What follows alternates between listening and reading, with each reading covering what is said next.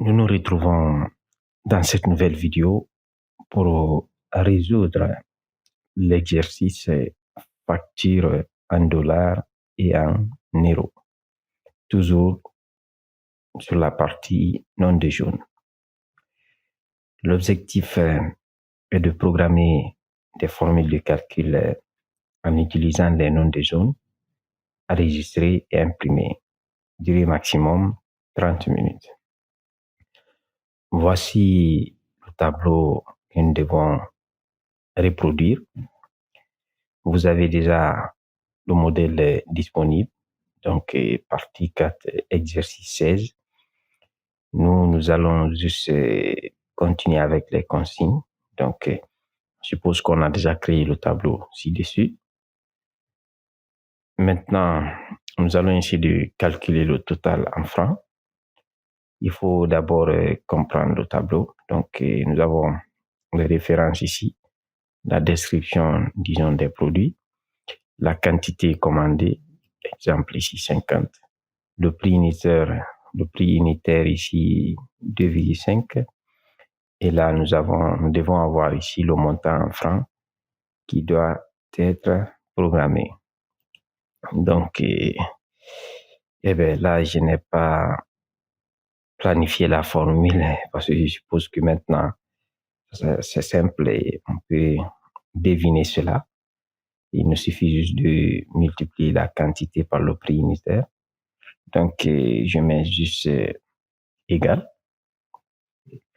La quantité que je vais multiplier par le prix unitaire.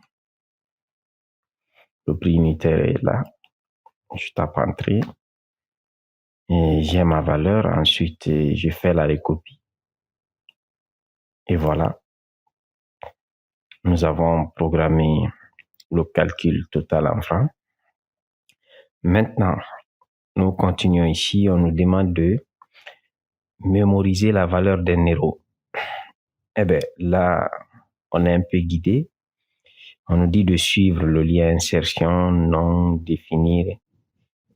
Dans la jaune nom, dans le classeur, c'est ici le mot euro. Puis dans la jaune fait référence à, c'est ici 6,55 957.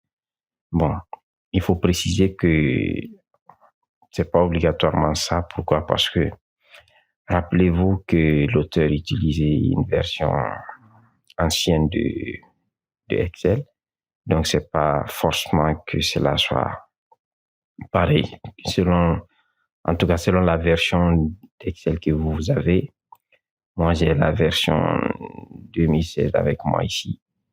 Donc, sûrement, vous aurez affaire avec formule. Sûrement, on aura la même démarche. Donc, ne vous fiez pas trop à ce qui est là. Nous allons, pour répondre à cette question, nous allons dans l'onglet formule et dans le groupe non défini ici, vous cliquez sur gestionnaire de nom ici. Et là, c'est ici que nous allons faire ce qu'on nous demande ici. Donc, il s'agit de définir. C'est comme ce qu'on avait fait, mais là, c'est que ce n'est pas lié à une cellule. On va définir un nom de jaune, mais qui n'est pas du tout une cellule. Donc, par exemple, lorsque rappelez-vous dans l'exercice précédent, lorsqu'on avait changé le nom de la cellule B12 en total, donc automatiquement, il est répertorié ici. C'est comme si c'est une base de données. Maintenant, on peut aussi créer un nom de jaune d'une cellule sans forcément que ce soit une cellule présente sur la feuille ou sur le classeur Excel. OK.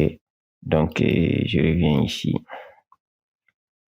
Je fais donc nouveau. Voilà. Donc, on nous demande de lui donner comme nom héros. Donc, je mets héros. J'espère que c'est ça. J'ai trop de fenêtres qui sont ouvertes ici. Donc, on lui donne le nom, le mot héros. C'est ici le mot héros. puis taper dans la zone fait référence à, on saisit la valeur 55 957. Non, c'est ici fait référence. Alors, il faut effacer ce qui est là. Vous laissez juste c'est égal. Fait référence à égal 6, voilà, je mets virgule, pas point, virgule, que je ne retrouve pas sur mon classeur, sur mon clavier plutôt. J'espère que c'est virgule ça. Voilà, 6,55. Je suis un peu dans l'obscurité aujourd'hui. 957, j'espère que c'est ça. 55 957. OK. Donc, j'ai saisi le nom ici, Hero. Le classeur est déjà défini. On n'est pas obligé de dire. Bon, c'est dans le classeur. Vous savez, il sera accessible dans le classeur, pas seulement dans la feuille 1. Donc, je valide. Là, on a répondu à cette consigne. Voilà, vous voyez maintenant ici, il est disponible. La valeur, c'est 6,55 957. Fait référence à. Donc, mais il y a aussi pour le dollar. Mémoriser la valeur d'un dollar, c'est 7,1024. Donc, on fait pareil. On clique sur Nouveau. Où tu es. Voilà. Là aussi, je lui donne le nom dollar. Dollar. OK. Là aussi, j'efface ça. C'est comme si on créait une cellule, quoi, mais qui n'est pas présente dans le classeur. Donc, c'est un, je ne me trompe pas. Voilà, non, c'est 7,1024. 7, surtout, aujourd'hui, je vois pas bien. Voilà, j'espère que c'est virgule ça. 10, 24. 10, 24. OK, dollar. J'appuie sur OK. Maintenant, si je reviens ici, eh bien, j'ai dollar, et j'ai euro. Donc, avec les valeurs. Donc, chaque fois, on aura à utiliser.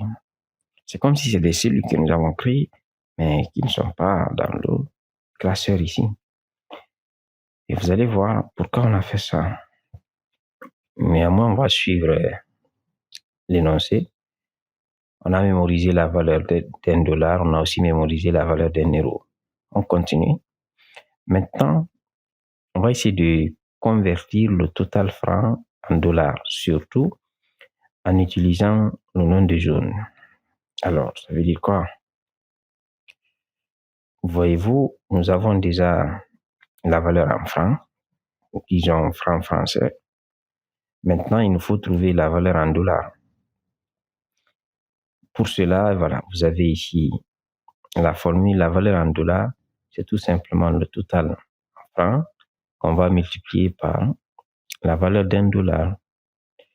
Voilà, c'est la conversion. Disons que, voilà, vous avez 125 francs.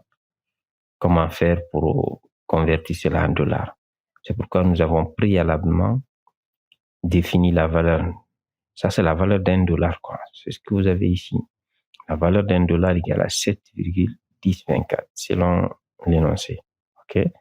Maintenant, c'est cette valeur qu'il faut simplement multiplier par la valeur en francs pour avoir la valeur en dollars. Donc, c'est ce qui est là. Lorsque nous sommes là, nous sommes en E3, pardon, F3. Donc, F3 sera égal tout simplement à E3 multiplier la valeur d'un dollar. Et la valeur d'un dollar est déjà enregistrée dans notre gestionnaire de noms ici. Oui. Donc, il nous suffit juste de mettre égal. Nous saisissons la valeur en francs et nous la multiplions par la valeur en dollars. Maintenant, pour récupérer la valeur d'un dollar, il vous suffit juste de commencer à saisir. Rappelez-vous, c'est déjà enregistré, donc Excel va vous faire la suggestion. Vous double-cliquez, vous tapez Entrée et vous avez votre valeur ici. Donc 125 francs est égal à 887,8 dollars selon l'énoncé. Ensuite, je fais la recopie pour en finir avec la colonne F. Je passe à la colonne G. En tout cas, c'est ce qui est demandé ici. Donc, on me demande de convertir le total franc en euros. C'est presque la même chose. C'est juste la valeur d'un euro qui change. Au lieu du dollar, on met euro. Donc, je mets égal. En G3, je mets égal. E3, toujours la valeur en francs ici. E3, que je vais multiplier par la valeur en euros. Là aussi, je commence à saisir euro et voilà. Je double-clique, je tape Entrée, j'ai ma valeur en euros. Ensuite, je tire la forme, je les copie. Voilà, c'est tout. L'étape suivante, c'est d'enregistrer le fichier sous le nom tant. Donc, nous avons déjà fait le premier enregistrement, rappelez-vous, chaque fois. Donc là, c'est juste enregistrer les dernières modifications apportées à notre classeur. Donc, je clique sur ce bouton, c'est déjà enregistré. Et c'est aussi déjà fini pour cet exercice. Donc, je vois sur mon chrono ici 12 minutes. Voilà. Donc, n'oubliez toujours pas, aujourd'hui, nous sommes le 9. Donc, je mets ici encore 10 minutes par défaut. J'ai fini cet exercice et je reviens sur mon tableau de bord ici. Je mets plus 1.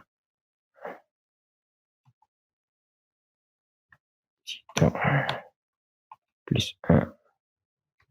OK. Je vais recopier ça tout simplement. Voilà. C'est tout pour cette vidéo. J'ai un problème de format. Mais bon, j'espère que dans votre cas, c'est pas la même chose. En tout cas, j'ai traité 2 exercices et nous nous retrouvons dans la prochaine vidéo où nous allons traiter le dernier exercice de cette partie non déjaune qui est piscine. Voilà, après, ce sera la partie mise en forme de données.